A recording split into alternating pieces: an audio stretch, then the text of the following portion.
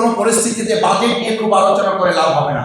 কারণ কি জানেন, আমরা সংসদে কথা বলার মানে সংসদ অধিবেশনের মুলতবি হওয়ার ফাঁকে যখন লেজার হয় আর কি, ব্রেক হয়, আমরা বলি নিজেরা হাসাহাসি করি, স্কুল ছুটি হয়েছে চলেন একটু চা খাই। তো চা খাওয়ার ফাঁকে সরকার এবং আমরা যারা আছি সবাই মিলে আলোচনার একটা কথা, নাই নাই এবং নাই। আমাদের শ্রদ্ধেয় অন্তর্বর্তীকালীন সরকারের মাননীয় প্রধান উপদেষ্টা 3 zeros এর কথা বলেছিলেন, আর আমরা এখন এই সরকারে বলি এই সরকারে 3 zero আছে, এটাও 3 zeros। সেটা হলো নাই নাই এবং নাই। আরে ঈদ লাগছে মনে খুশির জোয়ার সবখানে, আরে ঈদ লাগছে মনে বিকাশ পেমেন্ট সবখানে।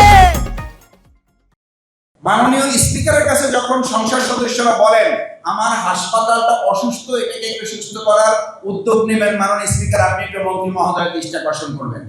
স্পিকারের জায়গা থেকে তখন তিনি বলেন আমার এলাকারও একই অবস্থা, আমি তো এটা বলতেও পারি না, আমি এমন জায়গায় আছি আমার তো বলারও সুযোগ নাই, আপনি আমার পক্ষে একটু বলে দেন, আপনাকে এত মিনিট সময় বাড়াই দিলাম।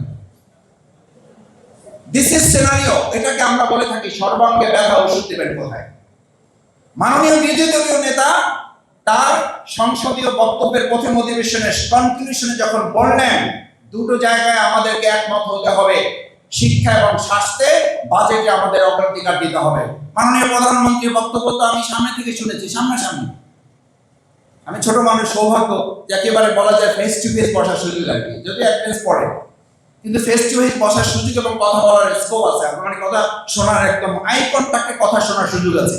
আমি তো শুনেছি উনি বলেছেন যে মাননীয় বিরোধী দলীয় নেতা আমির জামাত ডাক্তার শফিকুর রহমান যে শিক্ষা এবং স্বাস্থ্যে অগ্রাধিকারের ব্যাপারে বলেছেন, এইটার ব্যাপারে একমত। কিন্তু আমরা তো এখন পর্যন্ত যা প্রস্তাবনা আলোচনা দেখছি 9 লক্ষ কোটি টাকার বাজেটের মধ্যে স্বাস্থ্য এবং শিক্ষাকে রাখা হয়েছে তৃতীয় এবং চতুর্থ ধাপে রেখেছেন, ভালো কথা। তাও তো কত 1.1 কি আগাইছি আমরা, তাহলে আমরা কি অগ্রাধিকার দিতে পারলাম?